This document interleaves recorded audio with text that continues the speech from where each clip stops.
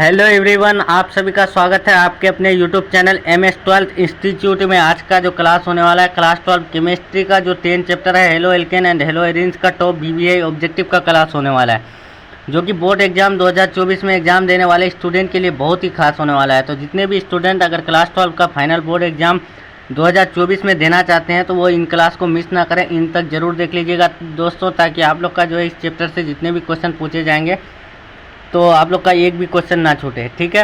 क्योंकि आज जितने भी क्वेश्चन कराए जाएंगे तो वो जो है बहुत ही BBA क्वेश्चन है, जो कि बोर्ड एग्जाम में 100% लड़ने वाला क्वेश्चन है, ठीक है। तो इसीलिए आप लोग जो है इन तक ज़रूर देख लीजिएगा और अच्छे से हर एक क्वेश्चन को कवर कर लीजिएगा। और हाँ, जो भी स्टूडेंट को अगर इस क्लास का फ्री में PDF चाहिए तो आप लोग जो है व्हाट्सअप ग्रुप और टेलीग्राम ग्रुप में ज्वाइन हो सकते हैं। व्हाट्सअप ग्रुप और टेलीग्राम ग्रुप का लिंक जो है डिस्क्रिप्शन बॉक्स में दे दिया गया है, फिर कमेंट बॉक्स में पिन कर दिया गया है। तो वहाँ से जो है लिंक पर क्लिक करके व्हाट्सअप ग्रुप और टेलीग्राम ग्रुप में ज्वाइन हो सकते हैं और पर डे क्लास का PDF फ्री में ले सकते हैं। तो चलिए दोस्तों, क्लास को शुरू करते हैं। और क्लास को शुरू करने से पहले जो भी स्टूडेंट अगर मेरे चैनल में न्यू आए तो सब्सक्राइब नहीं किए तो सब्सक्राइब जरूर कर दीजिएगा दोस्तों, और बेल आइकन प्रेस जरूर कर लीजिएगा ताकि आने वाली क्लासेस का नोटिफिकेशन आप लोग को मिलते रहे, और वीडियो को लाइक ज़रूर कर दीजिएगा। चलिए देखते हैं हम लोग 10 चैप्टर का सबसे पहला क्वेश्चन क्या है। सबसे पहला क्वेश्चन क्या है कि कार्बनिक ठोस की शुद्धता का लक्षण क्या है, यानी कार्बनिक ठोस की शुद्धता का जो लक्षण है वो कौन है? क्वथनांक, गलनांक, विशिष्ट घनत्व, इनमें से कोई नहीं। तो इसका करेक्ट आंसर बता दें कि कार्बनिक ठोस की शुद्धता का जो लक्षण है वो आपका है गलनांक, ठीक है। गलनांक जो है आपका क्या है कि कार्बनिक ठोस की शुद्धता का लक्षण है, इसीलिए इसका correct answer option number B। Next question देखते हैं। नेक्स्ट क्वेश्चन क्या है कि सामान्य सूत्र CnH2n+1 वाले यौगिक है, यानी ये जो सूत्र है इसके जो यौगिक है वो कौन है? क्या एल्कीन है, एल्काइन है, एल्केन है, या फिर इनमें से कोई नहीं? तो इसका करेक्ट आंसर बता दें कि सामान्य सूत्र CnH2n+1 दिया है, तो +1 के लिए जो आपका होता है ना वो आपका होता है एल्केन होता है, ठीक है। अगर यहीं पर एल्काइन का पूछे तो एल्काइन का होता है CnH2n-1 होता है, और एल्किन का होता है CnH2n होता है, और एल्केन का होता है CnH2n+1 होता है, ठीक है। ये तीनों जो है याद रखिएगा, क्योंकि ये तीनों से एक बार पूछा गया क्वेश्चन है, ठीक है। याद रखना है, एल्किन का CnH2n होता है, एल्केन का जो होता है आपका CnH2n-1 होता है, और एल्केन का होता है CnH2n+1 होता है, ठीक है। तो इसका करेक्ट आंसर कौन सा होगा? तो इसका करेक्ट आंसर होगा alkane. Correct answer option number C। Next question देखते हैं। तीसरा नंबर क्या है? ऊष्मा और विद्युत का सबसे अच्छा चालक है। तो ऊष्मा और विद्युत का जो सबसे अच्छा चालक है तो वो कौन है?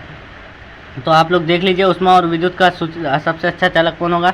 एंथ्रासाइट, हीरा, ग्रेफाइट, चारकोल। तो इसका करेक्ट आंसर बता दें, ऊष्मा और विद्युत का जो सबसे अच्छा चालक है तो वो आपका है ग्रेफाइट, ठीक है। इसका correct answer option number C। Next question देखते हैं। नेक्स्ट क्वेश्चन 4 नंबर क्या है कि कार्बनिक यौगिक में तत्व उपस्थित होना चाहिए।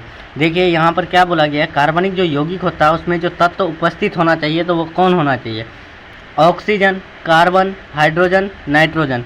तो ये जो है आप लोग का लॉजिक वाला क्वेश्चन है कि कार्बनिक यौगिक पूछा है तो इसमें उपस्थित कौन चीज़ का होगा? आप लोग लॉजिक से बता सकते हैं कि कार्बन ही उपस्थित होगा, ठीक है। तो इसका correct answer option number B। Next question देखते हैं 5 नंबर कि कार्बन की संयोजकता होती है, कार्बन की जो संयोजकता होती है वो क्या होती है? 1, 2, 3 या फिर 4?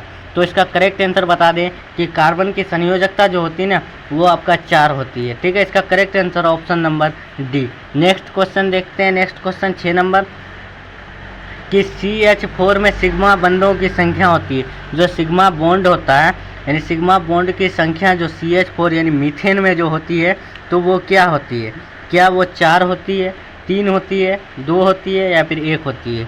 तो इसका करेक्ट आंसर आप लोग को बता दें कि CH4 में जो सिग्मा बॉन्डों की संख्या होती है तो वो आपका 4 होती है। इसका correct answer option number A। Next question देखते हैं। नेक्स्ट क्वेश्चन क्या है कि सिल्वर नाइट्रेट से अभिक्रिया करके एथिल ब्रोमाइड देता है। देखिए, सिल्वर नाइट्रेट से जो अभिक्रिया करके जो एथिल ब्रोमाइड देता है तो वो कौन देता है? क्या नाइट्रोएथेन, एथेन, एथिल नाइट्रेट, नाइट्रोएथेन एवं एथिल नाइट्रेट? तो इसका करेक्ट आंसर क्या होगा?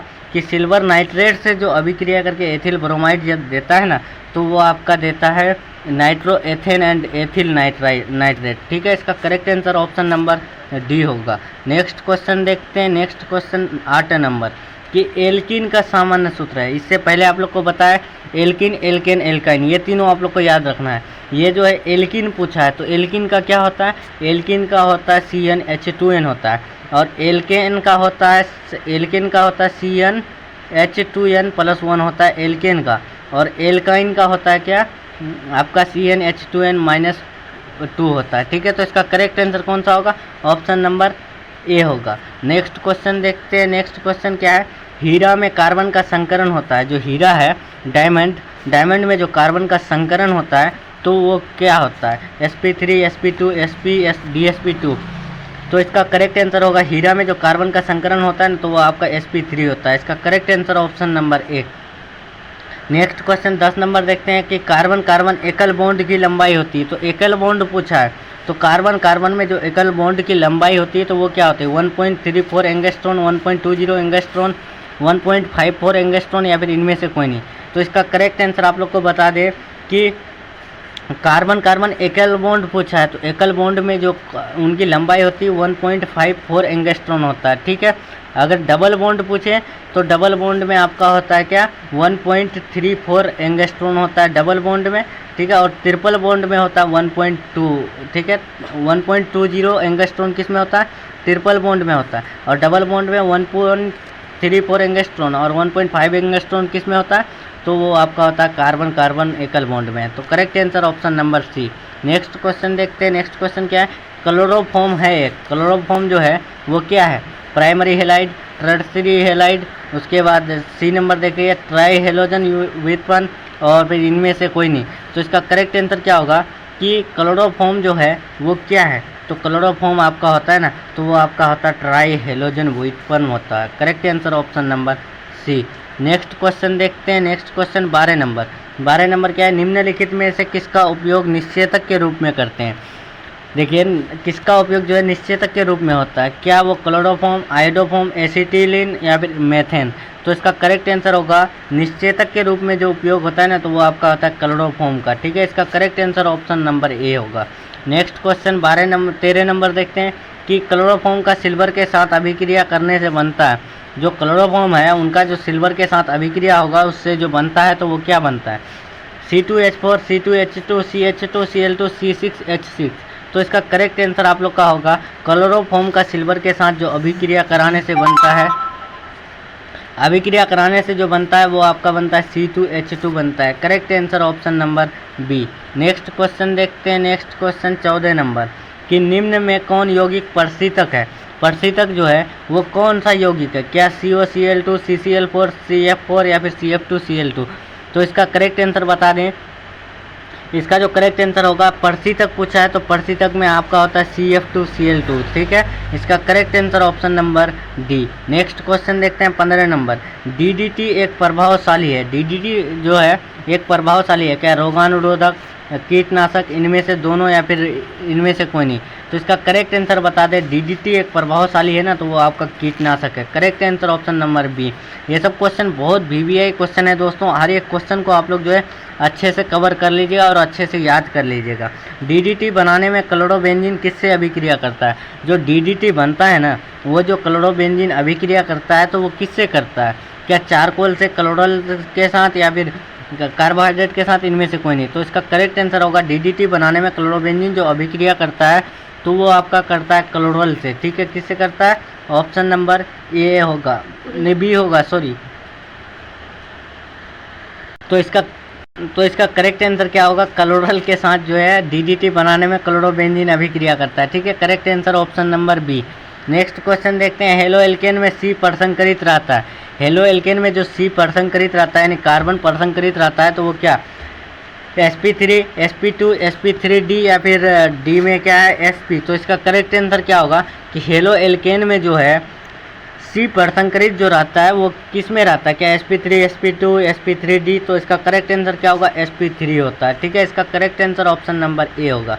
नेक्स्ट क्वेश्चन 18 नंबर देखते हैं। 18 नंबर क्या है कि हेलो एल्केन में CX बॉन्ड की प्रकृति होती है, जो कार्बन X की बॉन्ड की प्रकृति होती है तो वो क्या होती है? आयनिक, सहसंयोजक, ध्रुवीय, उदासीन, इनमें से कोई नहीं। तो इसका करेक्ट आंसर होगा हेलो एल्केन में कार्बन X की प्रकृति होती है तो वो आपका होती है सहसंयोजक, ध्रुवीय होती है। ठीक है, इसका correct answer option number B होगा। नेक्स्ट क्वेश्चन देखते हैं। नेक्स्ट क्वेश्चन क्या है? जो भी स्टूडेंट को अगर आंसर पता है तो आप लोग लाइव चैट में बताते रहे। ग्रिग्नाट अभिकर्मक तैयार करने में घोलक प्रयुक्त होता है। तो ग्रिग्नाट जो अभिकर्मक तैयार करने में घोलक प्रयुक्त होता है तो वो किससे? ईथर, CH3, COOH, दोनों या फिर बेंजीन। तो इसका करेक्ट आंसर होगा ग्रिग्नाट जब अभिकर्मक तैयार करते हैं तो उसमें जो घोलक प्रयुक्त होता है यानी तैयार होता है तो वो आपका होता है ईथर। ठीक है, क्या उत्पन्न होता है? ईथर उत्पन्न होता है। Correct answer option number A. Next question देखते हैं। नेक्स्ट क्वेश्चन क्या है? 20 नंबर। हेलो एरिन्स में जो C प्रसंक्रित आती है तो वो कौन आती है? sp3 आती है। इससे पहले इसका आंसर बताए। Correct answer option number A.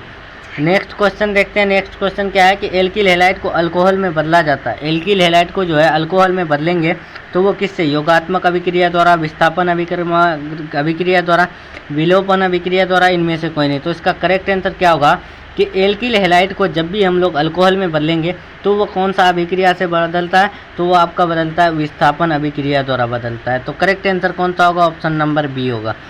Next question 22 number देखते हैं। CH3 में एंटीसेप्टिक क्रिया का कारण है। देखिए CH3 में जो एंटीसेप्टिक क्रिया का कारण है तो वो कौन है? क्या आयोडोफॉर्म, आयोडीन मुक्त होकर निकलना, या फिर आंशिक आयोडीन और आंशिक CH3, इनमें से कोई नहीं। तो इसका करेक्ट आंसर बता दें। CH3 में एंटीसेप्टिक क्रिया का कारण जो है वो आपका आयोडीन मुक्त होकर निकलना। ठीक है, इसका correct answer option number B होगा। नेक्स्ट क्वेश्चन देखते हैं। Next question 23 number. निम्नलिखित अपरूपों में कार्बन का सर्वाधिक प्रतिशत अधिकतम। देखिए थोड़ा क्वेश्चन ये कर रहे हैं, जूम आउट कर रहे हैं। देखिए निम्नलिखित अपरूपों में कार्बन का सर्वाधिक प्रतिशत अधिकतम है तो किसका? कास्ट चारकोल का, कोकोनट चारकोल का, या फिर ग्रेफाइट में, या फिर इनमें से कोई नहीं। तो इसका करेक्ट आंसर क्या होगा कि निम्न अपरूपों में जो कार्बन का सर्वाधिक प्रतिशत यानी कार्बन जो है सबसे अधिक किस में होता है? तो आप लोग को पता ही होगा कि कार्बन जो सबसे अधिक होता है ना, कार्बन का जो प्रतिशत अधिक होता है सबसे अधिक, तो वो होता है ग्रेफाइट में। ठीक है, तो इसका करेक्ट आंसर कौन सा होगा? ग्रेफाइट होगा। मतलब ऑप्शन नंबर सी में ग्रेफाइट है, इसलिए इसका correct answer option number C होगा। नेक्स्ट क्वेश्चन देखते हैं। एल्किन निम्न से अभिक्रिया देता है। देखो एल्किन जो निम्न में से कौन अभिक्रिया देता है? क्या योगात्मक, प्रतिस्थापन, या फिर दोनों, इनमें से कोई नहीं। तो इसका करेक्ट आंसर आप लोग को बता दें। एल्किन जो अभिक्रिया देता है ना तो वो आपका देता है, दोनों देता है, योगात्मक भी देता है, प्रतिस्थापन भी देता है। याद रखना एल्किन कौन सा अभिक्रिया देता है? तो योगात्मक भी, प्रतिस्थापन भी। तो इसीलिए इसका correct answer option number C. Next question देखते हैं 25 नंबर। CH4 में सिग्मा बॉन्डों की संख्या। इससे पहले आप लोग को बताया कि CH4 में जो सिग्मा बॉन्ड की संख्या होती है वो 4 होती है। Correct answer option number A. Next question देखते हैं 26 नंबर। 26 नंबर में क्या है कि ग्रिग्नाट प्रतिकारक बनाने के लिए ईथर में मैग्नीशियम डालकर किसके साथ अभिक्रिया करते हैं? देखो ग्रिग्नाट प्रतिकारक जो बनाते हैं उसमें जो ईथर में मैग्नीशियम डालते हैं ना उसको जो है किसके साथ अभिक्रिया करते हैं? क्या वो C2H5OH, C2H6, C2H5Cl, या फिर इनमें से कोई नहीं। तो इसका करेक्ट आंसर आप लोग बता दीजिए दोस्तों। तो इसका करेक्ट आंसर आप लोग का क्या होगा कि C2H5Cl जो है उनके साथ ग्रिग्नाट प्रतिकारक बनाने के लिए ईथर में मैग्नीशियम डालकर अभिक्रिया करते हैं। ठीक है, तो इसीलिए इसका correct answer option number C. Next question देखते हैं। नेक्स्ट क्वेश्चन क्या है आपका 27 नंबर कि आयोडोफॉर्म का अनुसूत्र है। आयोडोफॉर्म का जो अनुसूत्र होता है वो क्या होता है? CH3, CO2, CCl2, F2, या फिर इनमें से कोई नहीं। तो इसका करेक्ट आंसर होगा आयोडोफॉर्म का जो अनुसूत्र होता है वो आपका होता है CH3। CH3 का जो नाम है वो क्या है? आयोडोफॉर्म है। और CF2Cl2 किसके रूप में कार्य करता है? तो वो प्रशीतक के रूप में कार्य करता है। याद रखना प्रशीतक के रूप में कौन कार्य करता है? तो CF2CCl2F2 यानी वही जो है आपका क्या करता है? वो प्रशीतक के रूप में कार्य करता है। और CH3 किसके साथ कार्य करता है? आयोडोफॉर्म के साथ कार्य करता है। तो correct answer option number A. Next question देखते हैं। नेक्स्ट क्वेश्चन क्या है? इलेक्ट्रॉन स्नेही अभिकर्मक है। 28 नंबर क्वेश्चन क्या बोला गया है कि इलेक्ट्रॉन स्नेही जो अभिकर्मक है वो कौन है? BF3 NH3 H2O इनमें से कोई नहीं। तो इसका करेक्ट आंसर क्या होगा कि इलेक्ट्रॉन स्नेही अभिकर्मक जो है वो कौन है। तो ये क्वेश्चन आप लोग का पी ब्लॉक में बताया गया था कि इलेक्ट्रॉन स्नेही अभिकर्मक जो है वो आपका BF3 है। इसका correct answer option number A. Next question 29 number, Orlon एक बहुलक है। तो ओलोन जो एक बहुलक है तो वो किसका है। तो ओलोन जो बहुलक होता है तो वो आपका होता है एक्रिलोनाइट्राइल का। एक्रिलोनाइट्राइल किसका बहुलक है, तो ओलोन का बहुलक है, याद रखना है। ओलोन का बहुलक कौन है, तो एक्रिलोनाइट्राइल है, ऐसे भी याद रखना है। तो correct answer option number B. Next question देखते हैं। नेक्स्ट क्वेश्चन 30 नंबर कि एथाइन में पाई बॉन्ड की संख्या होती है। तो एथाइन जो है उसमें जो पाई बॉन्ड की संख्या होती है तो वो कितना होती है, 1 2 3 या फिर 4। तो इसका करेक्ट आंसर क्या होगा कि एथाइन में जो पाई बॉन्ड की संख्या होती है तो वो क्या होती है। तो इसका करेक्ट आंसर आप लोग का होगा एथाइन में जो पाई बॉन्ड की संख्या होती है ना तो वो आपका 2 होती है। Correct answer option number B. Next question देखते हैं 31 नंबर कि एल्किल हैलाइड को किससे बनाने में प्रयोग किया जाता है, यानी क्या बनाने में जो प्रयोग किया जाता है एल्किल हैलाइड का, क्या वो एल्किन अल्कोहल या फिर ऑल ऑफ दीज। तो इसका करेक्ट आंसर क्या होगा, एल्किल हैलाइड को जो किससे बनाने में प्रयोग किया जाता है तो वो आपका प्रयोग किया जाता है इनमें से सभी, मतलब एल्किन अल्कोहल, ये तीनों बनाने में किया जाता है। तो इसीलिए इसका करेक्ट आंसर कौन सा होगा, ऑल ऑफ दीज, मतलब इनमें से सभी होगा। इसका correct answer option number D. Next question देखते हैं। नेक्स्ट क्वेश्चन क्या है कि एल्किल हैलाइड एवं सोडियम धातु के बीच अभिक्रिया कहलाती है। देखिए एल्किल हैलाइड और सोडियम धातु के बीच जो अभिक्रिया करते हैं तो वो अभिक्रिया जो कहलाता है वो क्या कहलाता है, ऊर्जा अभिक्रिया, कोल्बे अभिक्रिया, क्लीमेंसन अभिक्रिया, इनमें से कोई नहीं।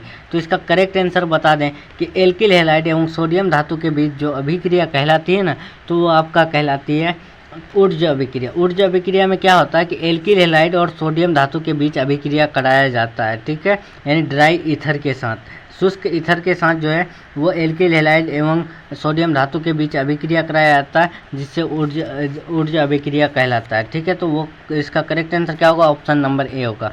नेक्स्ट क्वेश्चन देखते हैं, विरंजक चूर्ण का सही सूत्र है। विरंजक चूर्ण का जो सूत्र होता है तो वो क्या होता है, CaOClCl, CaO, फिर उसके बाद छोटी ब्रैकेट OCl, उसके बाद CaCO3 या फिर इनमें से कोई नहीं। तो इसका करेक्ट आंसर क्या होगा, विरंजक चूर्ण का सही सूत्र है तो वो आपका क्या होता है, तो विरंजक चूर्ण का जो सही सूत्र होता है वो होता है CaOClCl, ठीक है। Correct answer option number A. Next question 34 number, अश्रु गैस का रासायनिक सूत्र है, यानी अश्रु गैस मतलब क्या, आंसू गैस, ठीक है। आंसू वाला गैस जो है उसका जो रासायनिक सूत्र होता है तो वो क्या होता है, COCl2 CO2 Cl2 CCl3NO2। तो इसका करेक्ट आंसर क्या होगा, अश्रु गैस का जो रासायनिक सूत्र है तो वो क्या है, तो वो आपका होता है ऑप्शन नंबर डी होगा। इसका राइट आंसर CCl3NO2, ठीक है। CCl3NO2 कौन सा गैस का जो रासायनिक सूत्र है, तो वो आपका अश्रु गैस का रासायनिक सूत्र है। कौन सा, अश्रु गैस। अश्रु गैस को हम लोग क्या बोलते हैं, आंसू गैस बोलते हैं, ठीक है। Correct answer option number D. Next question देखिए, नेक्स्ट क्वेश्चन क्या है कि कार्बन टेट्राक्लोराइड का सही व्यावसायिक नाम है, यानी कार्बन टेट्राक्लोराइड का जो सही व्यावसायिक नाम होता है वो क्या होता है। तो आपको इसका आंसर बता दें कि कार्बन टेट्राक्लोराइड का जो सही व्यावसायिक नाम होता है ना वो आपका होता है पायरीन। पायरीन जो है कार्बन टेट्राक्लोराइड का सही व्यावसायिक नाम है, याद रखना है। कार्बन टेट्राक्लोराइड का व्यावसायिक नाम क्या होता है, तो पायरीन होता है। Correct answer option number A. Next question 36 number देखते हैं। 36 में क्या है कि ईथर की उपस्थिति में एल्काइड हैलाइड तथा सोडियम धातु के बीच अभिक्रिया कहलाता है। तो इससे पहले आप लोग को नहीं बताया कि ईथर की उपस्थिति में एल्काइल हैलाइड और सोडियम धातु की अभिक्रिया जो कहलाता है तो वो आपका कहलाता है ऊर्जा अभिक्रिया कहलाता है, ठीक है। इसका correct answer option number A. Next question देखते हैं, श्रृंखलन गुण सबसे ज़्यादा पाया जाता है। तो श्रृंखलन गुण जो सबसे ज़्यादा पाया जाता है तो वो किस में, जिंक में, कार्बन में, सल्फर में, फास्फोरस में। तो किस में सबसे ज़्यादा श्रृंखलन गुण पाया जाता है, तो आप लोग जो है इसका करेक्ट आंसर बता दीजिए कि श्रृंखलन गुण जो है सबसे ज़्यादा किस में पाया जाता है, तो वो आपका कार्बन में पाया जाता है, ठीक है। इसका correct answer option number B. Next question देखते हैं 38 नंबर, SN1 होगा, क्रियाविधि का निर्माण होता है। SN क्रियाविधि में जो निर्माण होता है तो वो क्या होता है, कार्बोधनायन संक्रमण अवस्था, मुक्त मूलक का कार्बोवन कार्बन रिनायन का। तो इसका करेक्ट आंसर क्या होगा, एशियन क्रियाविधि में जो निर्माण होता है तो वो किसका होता है, तो वो आपका होता है ना, तो वो आपका होता है कार्बोधनायन का। ठीक है, इसका correct answer option number A होगा, कार्बोधनायन एशियन क्रियाविधि में निर्माण होता है। नेक्स्ट क्वेश्चन 39 नंबर देखते हैं। 39 नंबर क्या है, क्लोरोफॉर्म ऑक्सीजन से प्रकाश की उपस्थिति में अभिक्रिया करके देता है। क्लोरोफॉर्म जो है ऑक्सीजन से प्रकाश की उपस्थिति में अभिक्रिया करके देता है, तो क्या फॉस्फीन, फोस्जीन, मीथेन, इनमें से कोई नहीं। तो इसका करेक्ट आंसर क्या होगा कि क्लोरोफॉर्म ऑक्सीजन से प्रकाश की उपस्थिति में अभिक्रिया करके जो देता है तो वो आपका देता है फोस्जीन देता है। क्या देता है, phosgene. Correct answer option number B. Next question 40 number देखते हैं कि आयोडोफॉर्म को सिल्वर पाउडर के साथ गर्म करने से बनता है। आयोडोफॉर्म जो है सिल्वर पाउडर के साथ गर्म करके क्या बनाता है, एसिटिलीन, इथिलीन, मीथेन, ईथेन। तो इसका करेक्ट आंसर होगा आयोडोफॉर्म को सिल्वर पाउडर के साथ गर्म करने से जो बनता है तो वो आपका बनता है acetylene. Correct answer option number A. Next question देखते हैं 41 नंबर। डीडीटी किससे बनता है, डीडीटी जो बनता है वो किससे, ए में है बेंजीन एवं क्लोरोबेंजीन से, क्लोरल एवं क्लोरोबेंजीन से, क्लोरल एवं बेंजीन से, इनमें से कोई नहीं। तो इसका करेक्ट आंसर क्या होगा, डीडीटी जो बनता है वो तो क्लोरल से बनता ही है, उसके साथ और एक ये है, तो किसके साथ बनता है, तो डीडीटी जो बनता है क्लोरल और क्लोरोबेंजीन दोनों के साथ बनता है। ठीक है, याद रखना क्लोरल क्लोरोबेंजीन। इसके लिए इसका करेक्ट आंसर क्या होगा, ऑप्शन नंबर बी होगा।